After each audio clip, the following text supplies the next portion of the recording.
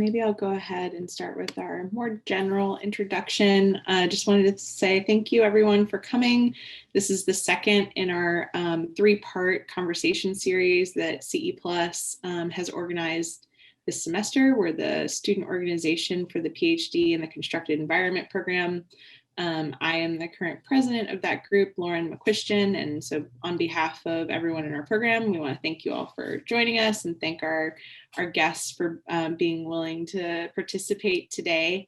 And before I hand it off to Scott and Dijia, who have organized this session and will be acting as hosts and moderators, I also wanted to share a link to the last event in this series, which is scheduled for Thursday, April 8th at 5 p.m.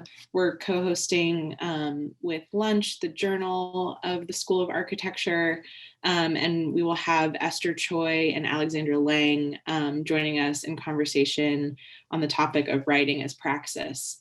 So we do hope you're also able to join us for that.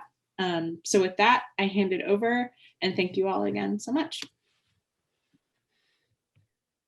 Thank you, Lauren, for this introduction. And hi, everyone. Welcome to the second and ongoing series of research methods-based discussion hosted by CE Plus. So this month's series, Exhibitionary Orders Display as Worldview, brings together a group of cross-disciplinary scholars, historians, critiques, and artists whose research, writing, and practices deal with contemporary issues of display, image, representation, and visual material culture across scales, from gallery to urban landscapes. So I'm Dijia Chen, and Scott Mitchell and I will be hosting this event and join discussion with our guest speakers, including Michael Kubo, Sarah Mozafari, and Alec Stewart.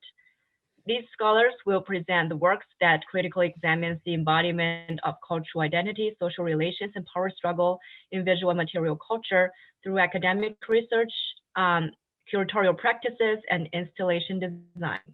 Their methods span from archival, institutional, and qualitative analysis to research-based curating and designing. Through a variety of cross-disciplinary lenses, they reassess power, value, and meaning-making in the contemporary exhibitionary order of image and objects. So as each of our guest speakers speak, please feel free to ask questions in the chat, and Scott and I will be monitoring these questions. And after each has had some time to present their work, we will open up room for questions and discussion. Great, thanks, Dijia. We have a short period of time, some really incredible guests with us. So I'd like to start with Sarah Mozafari, who is a Toronto-based interdisciplinary artist born in Iran and joining us now from Toronto. Her current practice is focused on recognizing space, displacement, and memory, diverse aspects of human identity and social relations. And she'll be sharing with us some of her most recent artistic practices. Sarah. Hello, everyone, and thanks to the University of Virginia, Dijia, and Scott for inviting me to this presentation, to this conversation. I'm going to share my screen.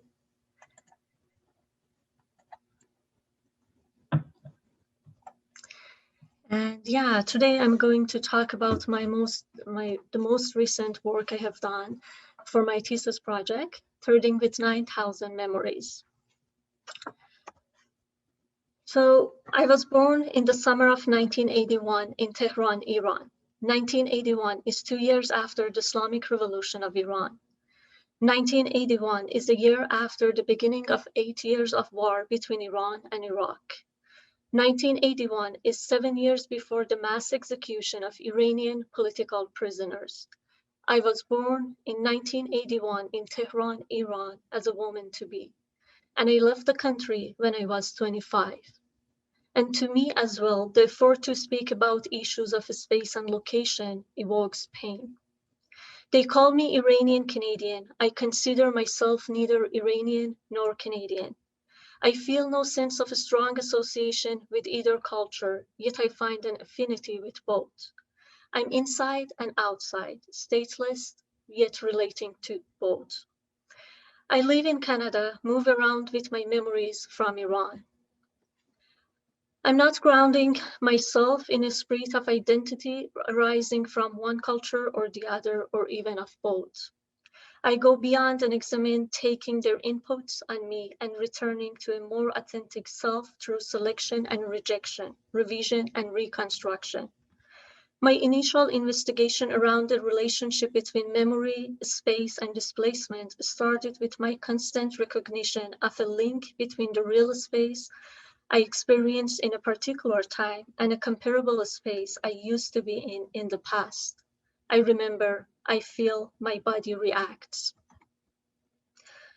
Through an autobiographical process in the context of revolution, war, suppression of the political and social activists, religious minorities, and women, my mind takes me through the material and the mental world to create an imaginary world in which I can reconfigure my situation in society. I remember and I compute Moharnas. I remember and I draw triangles. I remember and I cut diamonds. I remember and I fuse 9,000 geometrical forms on a mesh to represent my effort of building a place that I can call home. Each geometry carries a memory. Each memory depicts a broken voice. Each broken voice contains a pain.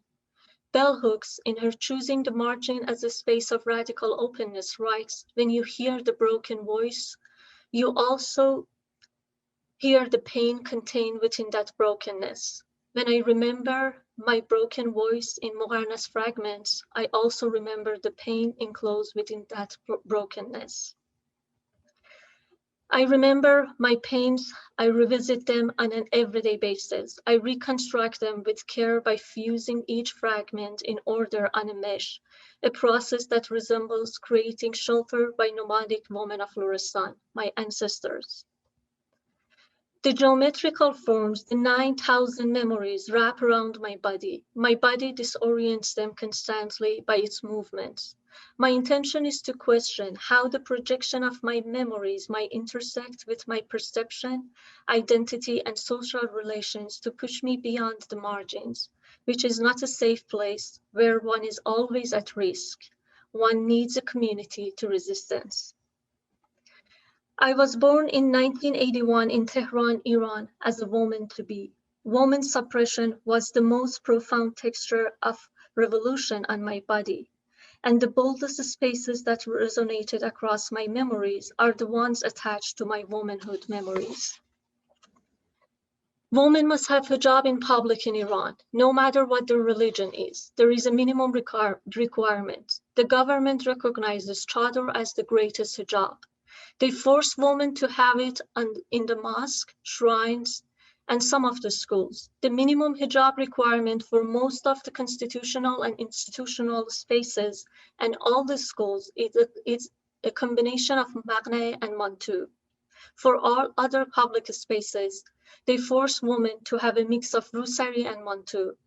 There are always penalties for not obeying the rules. At malls entrances, on the streets, at schools, at mosques, at libraries, in parks, almost in every public space in Iran, the morality police patrols to control women's conformity with the law. The penalty for women without proper hijab in public depends on the space and the minimum hijab requirement. Penalties could increase by the significance of visibility of skin, hair, and body curvature. It could be anything between paying fines, going to jail, or even getting lashes.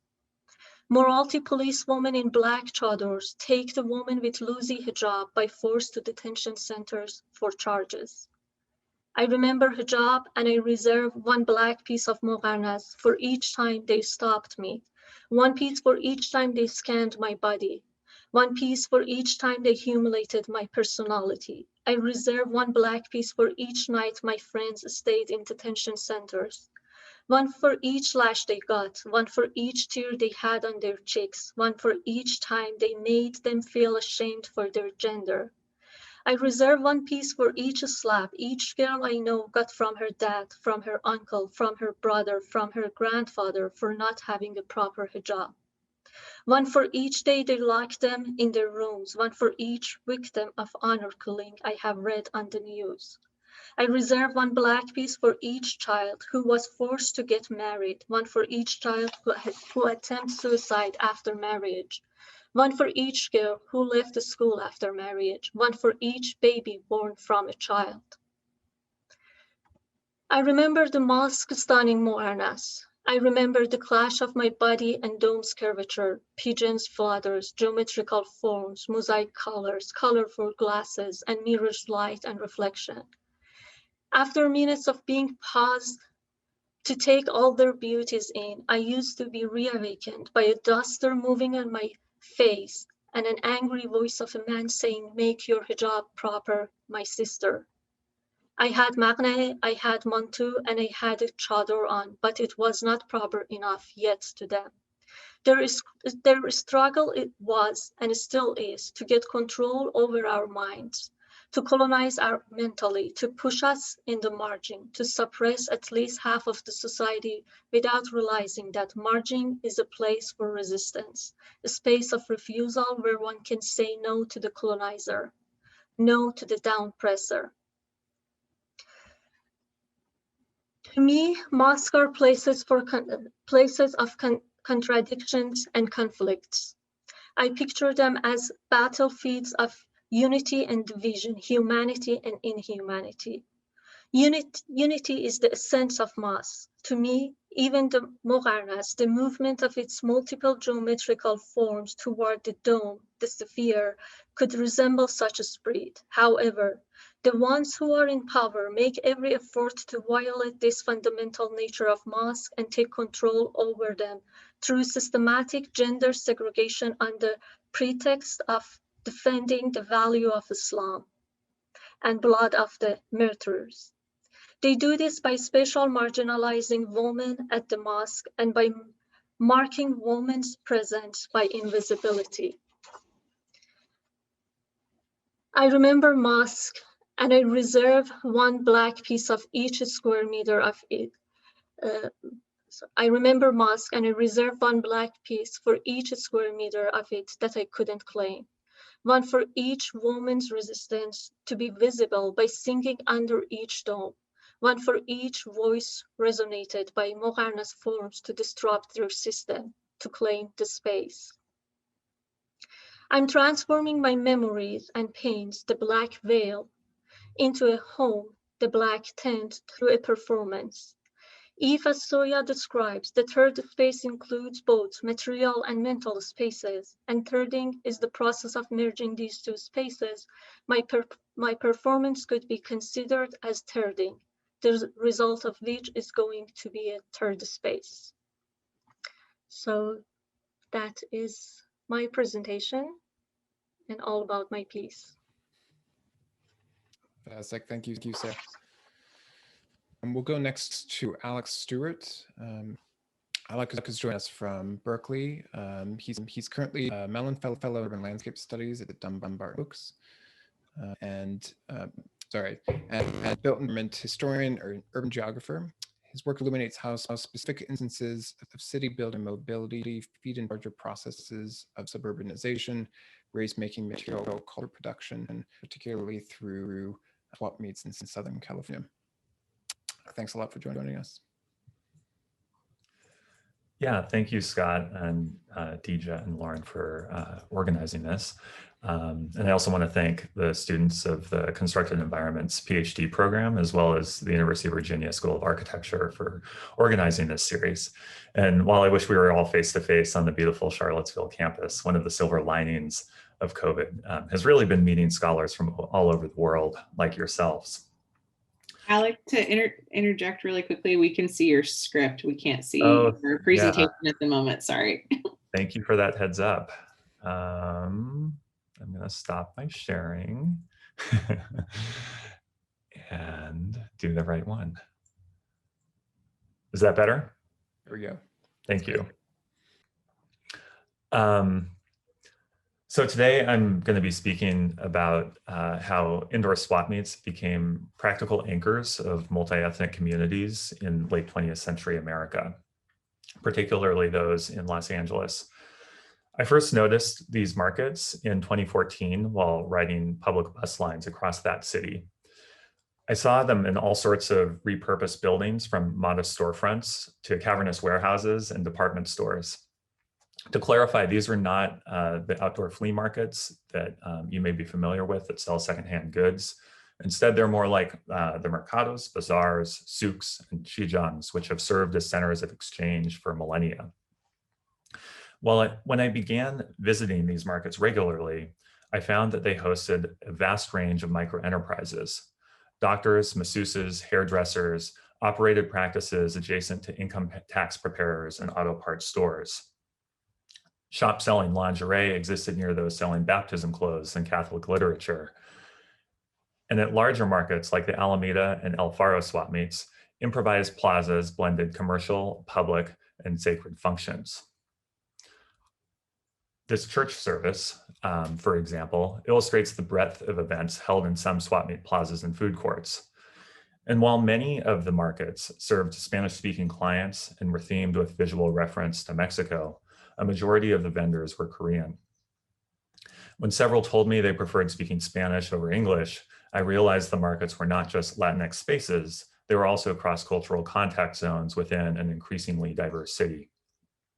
Little did I know that this visually Latinx business type was also where the city's Korean, Black, and Latinx communities had come together during the 1980s and 1990s to create one of the most important cultural forms of those decades, West Coast hip hop. So I'm just going to show a few of these maps that illustrate how quickly these markets spread. You'll see that the first two opened in 1983, but by 1991, over 100 of these markets had opened across the Southern California region, mainly in low-income neighborhoods with predominantly Latinx, Asian, and Black populations as classified by the US Census. In a word, these markets were ubiquitous within communities that had been affected by deindustrialization and massive job loss, both in manufacturing sectors as well as in the retail sectors as a wave of department stores closed.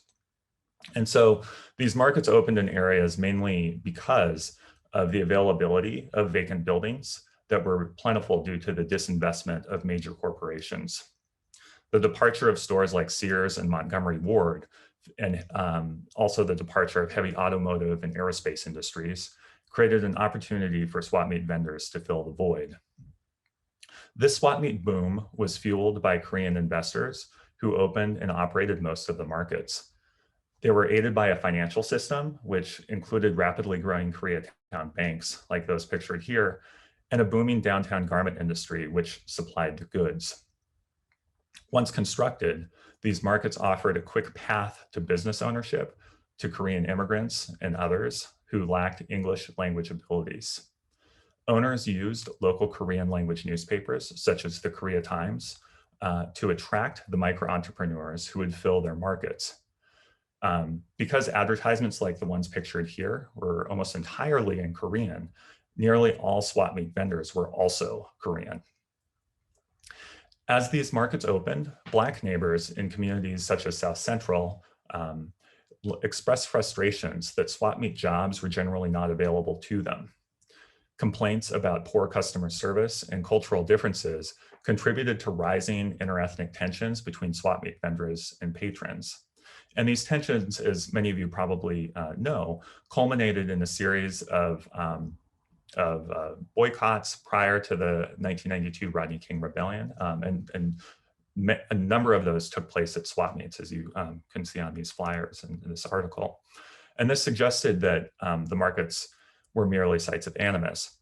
However, I would argue differently, that these markets also functioned as arenas of possibility and mixing, where boundaries of various kinds were challenged. Asian and Latinx vendors forged everyday relationships across ethnic and class lines with their Black and Latinx customers. And all the while, nondescript building walls, such as the exterior of this swap meet in Anaheim, concealed the market's many activities from the street, shielding from view what Mary Douglas has labeled matter out of place. And just to be clear, in the white bourgeois imagination, that would include immigrant bodies, people of color, and heterogeneous aesthetics of abundance.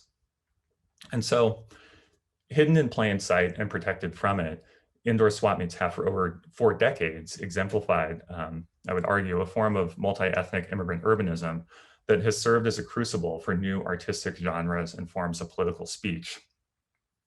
In 1986, for example, Psychedelic Music Corner in the Compton swap meet became one of the first Asian-owned record stores willing to distribute the mixtapes of Dr. Dre, Eazy-E, Ice Cube, and other up-and-coming hip-hop artists whose music included graphic depictions of the everyday violence exerted by the state, such as police brutality and militarized policing.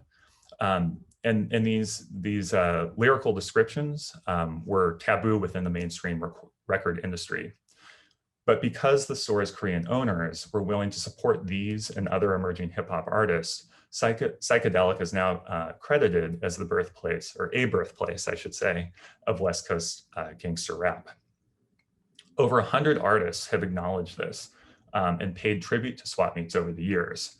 And these include Sir Mix-a-Lot, Tupac Shakur, Tyga, and Kendrick Lamar, who all have filmed music videos at swap meets, including these two by Tupac and Lamar at the Compton swap meet in 1995 and 2015, respectively. The indoor swap meet status as a locus of hip hop culture and remixing is reflected in the goods and material culture available for sale within.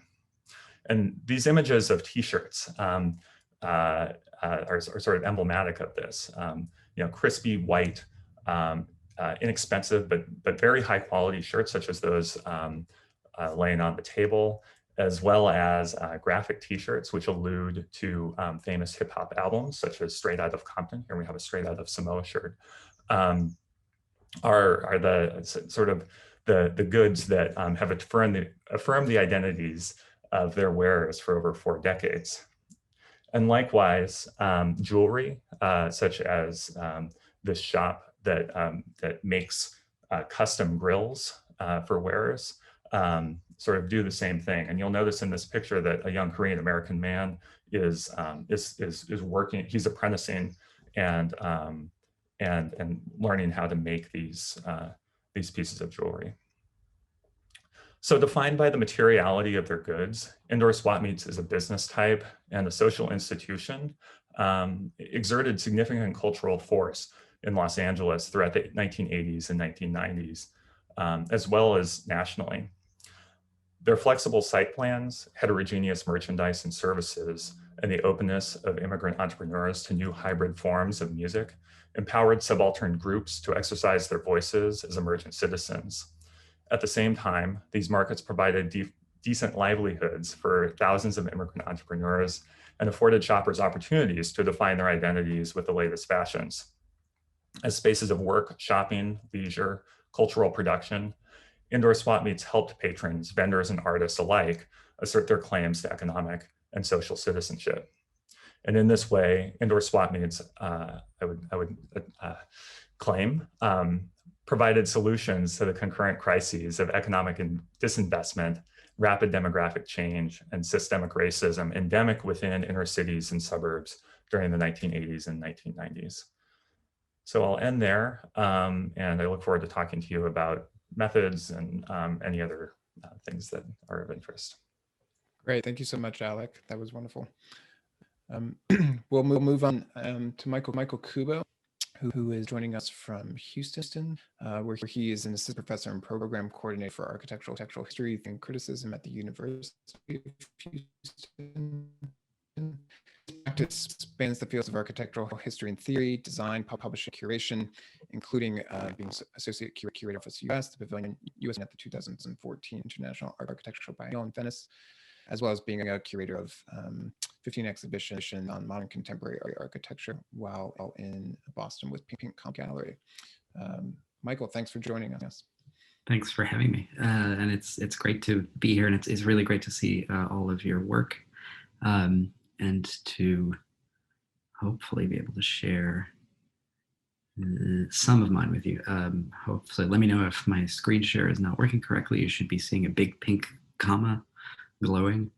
So this will be a little bit informal and probably a little bit scattershot across a few different projects. I'll be talking about my practice, let's say my more recent practice as an historian, but as someone whose work in some sense almost accidentally has ended up crossing pretty freely across the domains of exhibitions, curatorial work, publishing practices, kind of public advocacy, let's say related practices, as a kind of historical method or as a way for me to kind of weave through some of these issues. And one of the instigating moments in this was that when I moved back to Boston to start my PhD in history at MIT, almost in exactly the same moment, I started to work as a co-curator for this gallery, sort of architecture and design gallery, Pink Comma.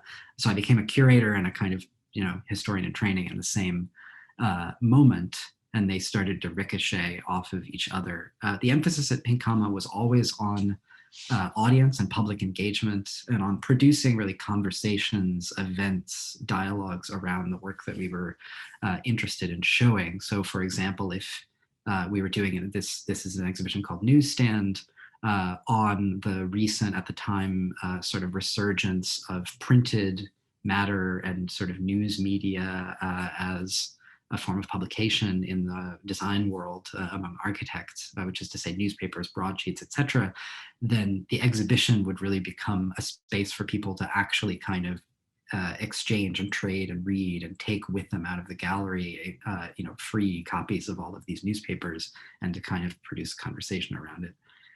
So then as, I got into my work as an historian, these practices started bouncing off of each other.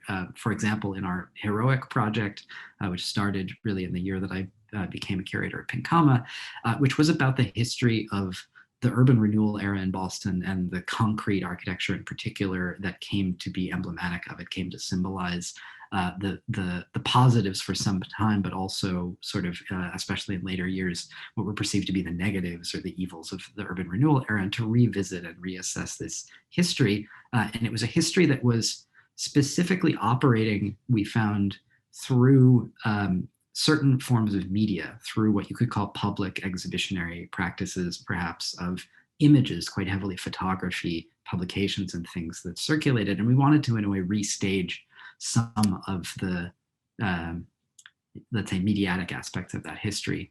This was a time when Boston was, through these kinds of practices, at the forefront of national and international conversations about urban renewal. All of this work became, as you see, this is a special issue of Architectural Forum on Boston, where all of this work was showcased, including Government Center, as the symbolic showpiece of what was called the New Boston. And so the project began really as an exhibition, as a kind of exhibitionary intent. And we wanted to take the historical information, the research that we were building up, and basically produce certain forms of dialogue or information that could leave the space of the gallery. So we did an exhibition that was a series of these sort of tear sheets as a kind of information dossier, quite quickly, of our let's say, initial findings with our new photography of these buildings on these hooks, with the idea that people would come and take them away with them, and that information could start to circulate publicly in the city. You could read one of these things and then leave it on the subway, or you could leave it in a bar and somebody would find it. I mean, if they like leaflets, they would kind of pass around and maybe start to intersect with people that had not really thought about these buildings or thought about them totally negatively. That led to a web platform with a lot of similar information that we were building up as a kind of research database that people could engage with that way, a Twitter account that had a certain voice, almost as if these concrete buildings were speaking, a series of public articles in various different venues, Boston Globe, some by us, some by people who sort of became interested in this work.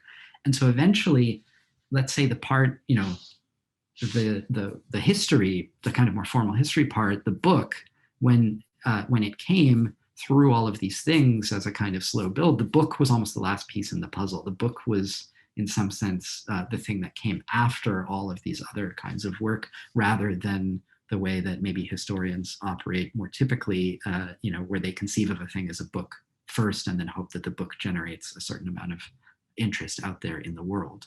So we always refer to it as the heroic project, not heroic the book so much, as a kind of historical document. This led to a next project in Pittsburgh that also began, called Imagining the Modern, that also began as an exhibition, an invitation to do an exhibition at the Carnegie Museum of Art, Heinz Architectural Center in Pittsburgh, about the similar era, the urban renewal era in Pittsburgh, and the transformations that took place in the city.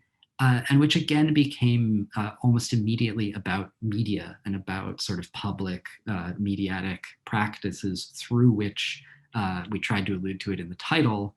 The modern, certain ideas about the modern or of a modern Pittsburgh were staged, were not only constructed by various sorts of actors and constituencies, but were imagined, were visioned and revisioned, and these visions were contested, sort of debated, discussed, constructed, contested through all of these kinds of imaging practices and other sorts of media, through photography quite heavily, but also through pamphlets, brochures, professional journals, marketing information, public information that was being produced by the city, documents, as well as architectural drawings, architectural photographs, etc. And then the way that these played out in sort of popular, let's say, national press, like Fortune magazine, as kind of public images of what was happening. So we organized the exhibition around media, different forms of media, rather than through different kinds of historical narratives.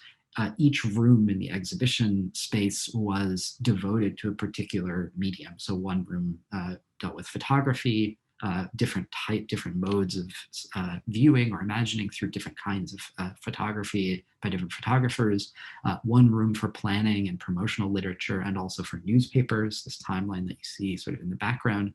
One room for film, so that we could restage in a way some of the performance of a lot of these different forms of media that we found, a really rich trove of stuff. And again, the book it was not an exhibition catalog, it was a thing that came much later, really as a kind of history book, but where we tried to preserve some of the organization of the exhibition. So the sections, the chapters of the book are organized quite heavily, or at least some of them are organized around media also.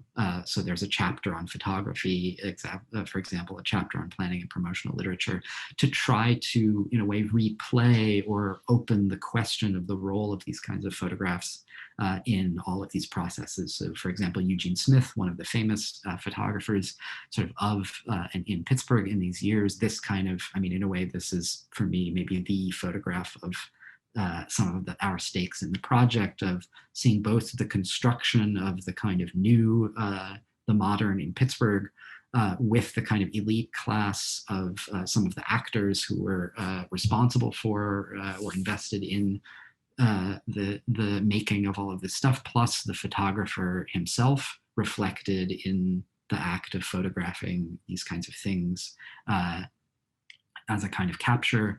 Also Eugene Smith photograph of, some of the, let's say, behind the scenes processes of, who gets to speak, which voices are involved in the planning and in the sort of understanding of what's happening, versus the very different photography, for example, of Charles Teeny Harris, Black photographer whose photographs were often published in the Pittsburgh Courier, which is the major newspaper of Black communities in Pittsburgh, as opposed to Pittsburgh Gazette.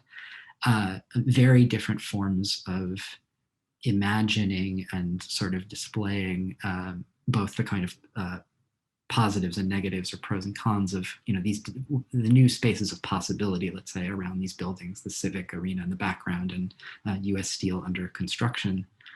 The last sort of, this has led, into some later, let's say, current work, very different subject matter, but let's say you can see my obsessions or interests tracking through. I'm currently sort of at work again with a set of collaborators, many of the same collaborators, as in Pinkama and the books that I just showed, the projects I just showed, on concept of temporality. This is kind of theoretical and historical research on notions of lateness and temporality in the history of architecture, at least over the last, let's say, 100+ years, and which is about the intersection, especially in, let's say, the last 50+ years of notions around late modernity, late capital, and then late modern, this kind of stylistic phenomenon or sort of construct of late modern architecture, something quite different from what was referred to as post or post modern, and how all of these kind of things intersect. And it is, again, very much, as Scott sort of noted in our discussions in the build up to this, it has become sort of almost unwittingly a project very much about media, and very specifically about photography, about the construction of a certain stylistic or aesthetic formal category within the discipline of architecture of late modernism, quite heavily through photography. And that sort of makes the role of photography extremely crucial in, let's say, this construct. This is Wayne Tom, photographer based in LA, of the Bonaventure Hotel, the Westin Bonaventure. And specifically, it's centered on a few on exhibitions that have involved these kinds of photographs. In particular, this one, Transformations in Modern Architecture at the Museum of Modern Art from 1979, which was an exhibition that consisted literally entirely of photographs, some 400 photographs of kind of a relentless bombardment of photographs in a kind of extremely deadpan way, one next to the other, of a lot of these buildings, that was making certain statements, some of which I think you can see even more clearly in the catalog, of the leveling effect of putting all of these buildings next to each other, or let's say putting photographs of these buildings next to each other, and the kind of, preening attempts to be original of all of these kinds of gyrating, but nevertheless quite self-similar buildings from one context to another in a kind of relentless way. So it's a kind of curatorial critique, if you like, almost of these buildings and of their photography.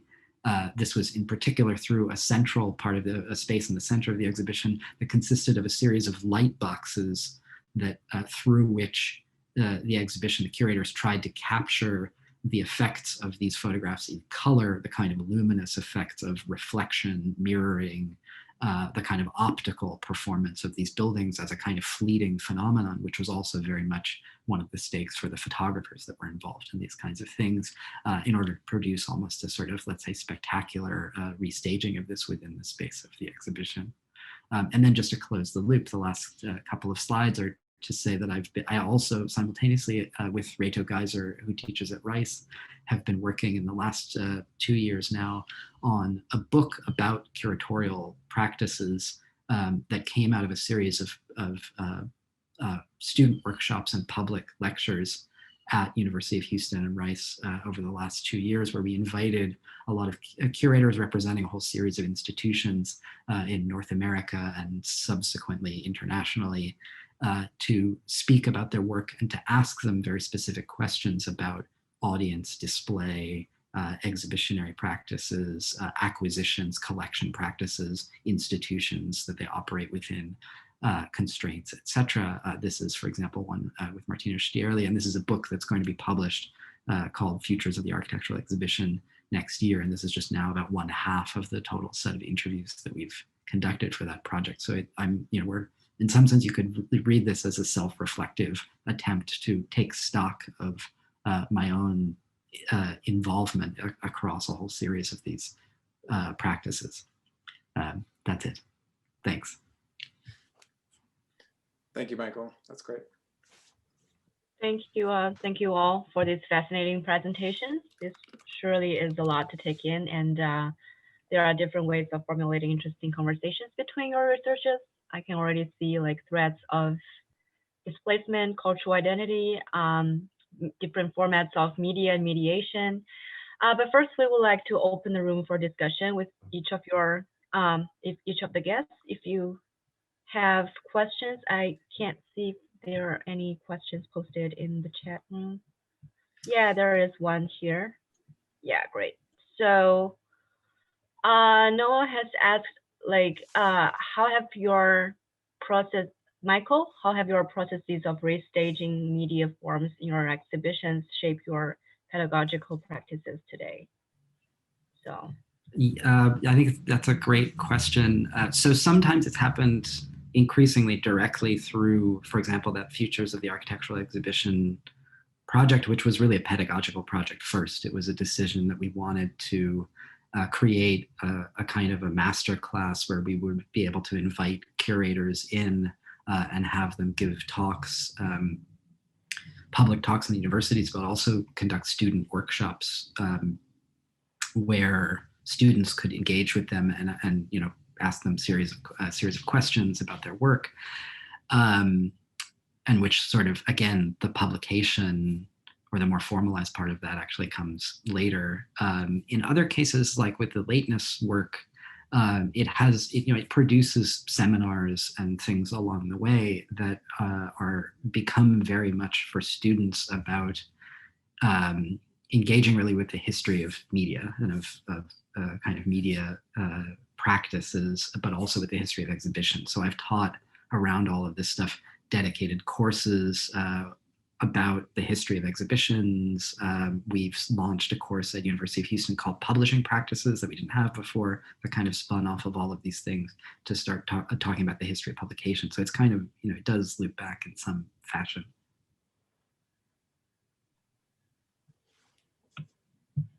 Thanks, Michael.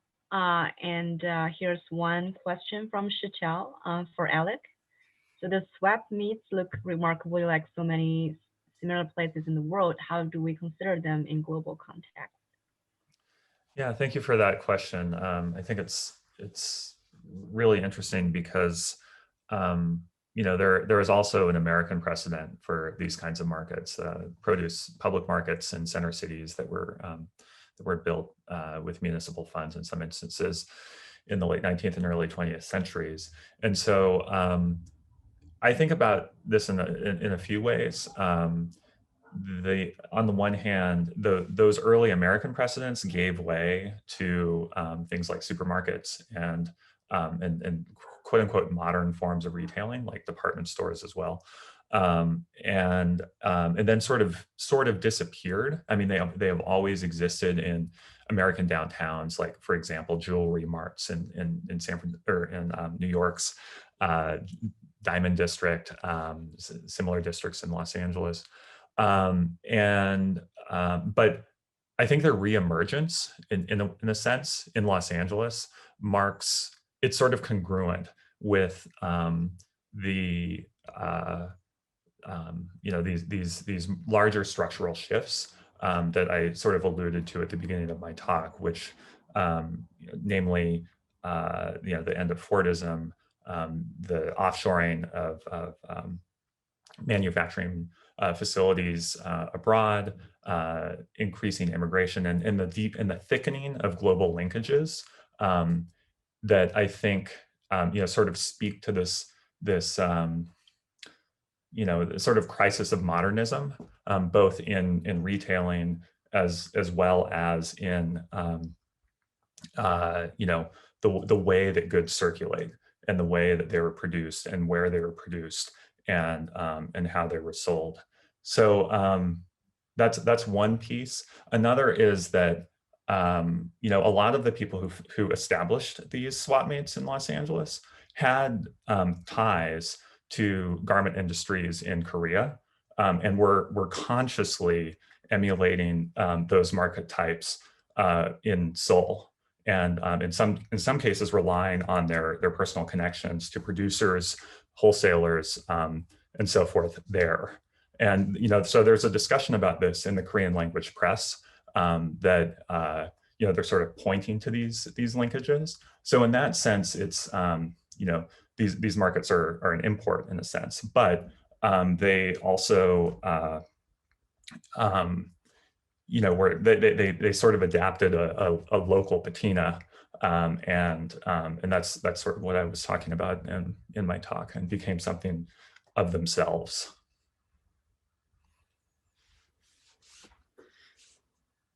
You know, for me, we listening to all three of you and knowing some of your work in helping us formulate this, we could have easily talked about this as a group of people who are investigating at various different levels and through various different methods, formation of identities, whether that's formation of a personal identity through artistic practice, a kind of multicultural, multi-ethnic identity that has a kind of unique power relationship between those who have capital and those who are investing.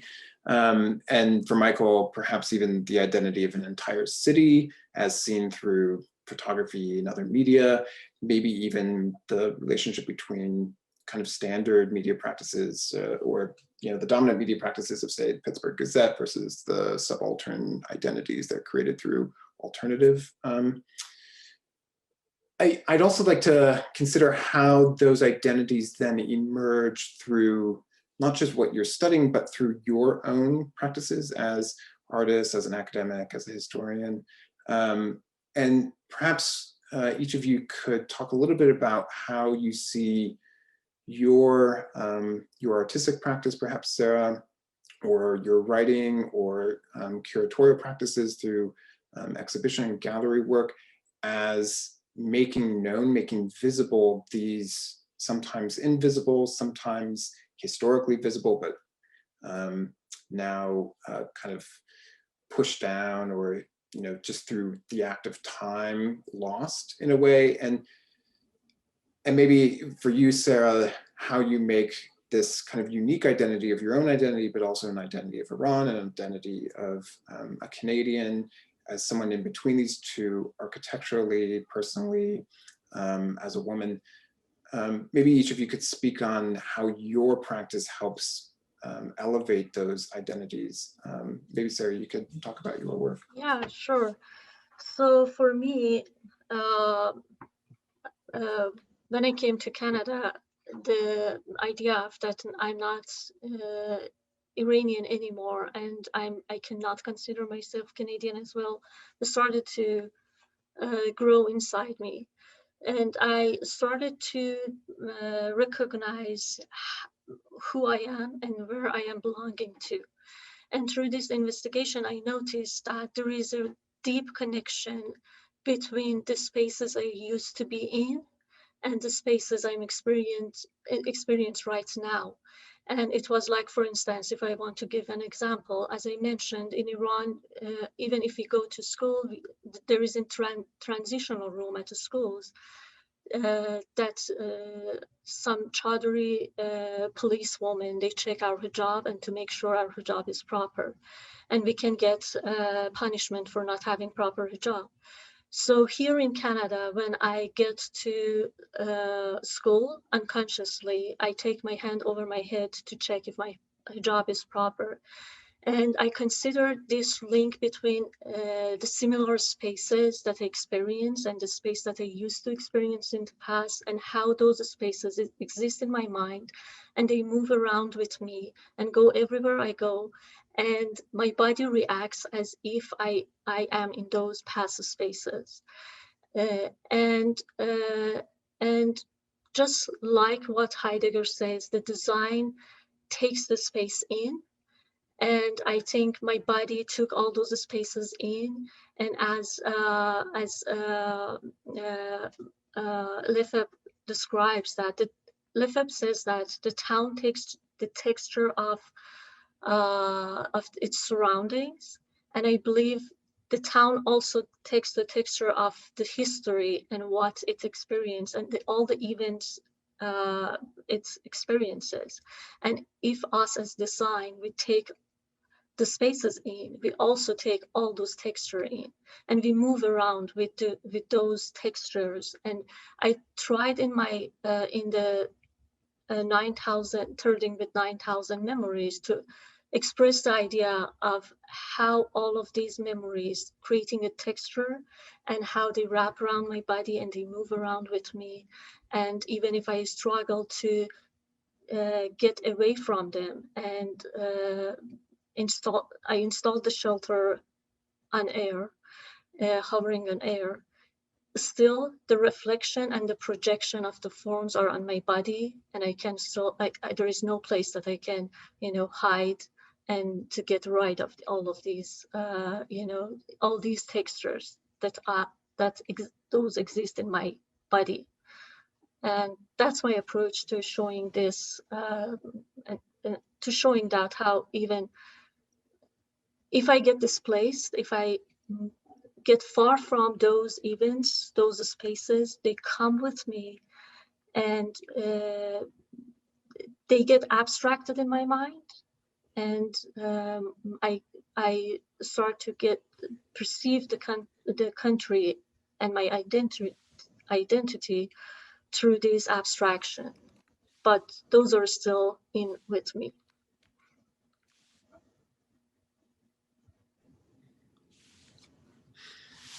Scott, your question makes me, I mean, if identity, it seems like let's say a thing that lands at a whole series of different points, in at least in something like, let's say, the Heroic project on, concrete in Boston. There is, as you say, I mean, there are a large part of the work in Boston and Pittsburgh is certainly about all of these forms of media as presenting different kinds of spaces through which different communities, different people, different constituencies were kind of forming and contesting their identities, right? So that to kind of get away from solely the idea, right, that a lot of these things are talked about as, buildings or landscapes or urban places provide spaces through which identities can be sort of formed, negotiated, contested. But I think we were trying to look at other kinds of media also as themselves offering spaces through which these things happen, whether it's the space of a newspaper, the spaces of photographs that are taken and circulated in all of these different ways. And then there is, as you say, the identity of the city and the identities of the buildings themselves. In the case of Heroic, it was from the beginning really an advocacy project on behalf of, in a moment when a lot of these buildings were at risk of demolition or were actively being demolished, and where for us, and this is where, I can speak personally as a native Bostonian, but somebody who was also then, had studied architecture and had encountered these two very different worlds, the world of architects who often, really like these buildings and value them, and then the world of kind of a Bostonian, let's say, where you are taught to hate those concrete buildings because they're awful and oppressive and brutalizing and, evil and associated now with the kind of overweening bureaucracy of the state imposing itself and all of this, like you were not allowed to like the buildings.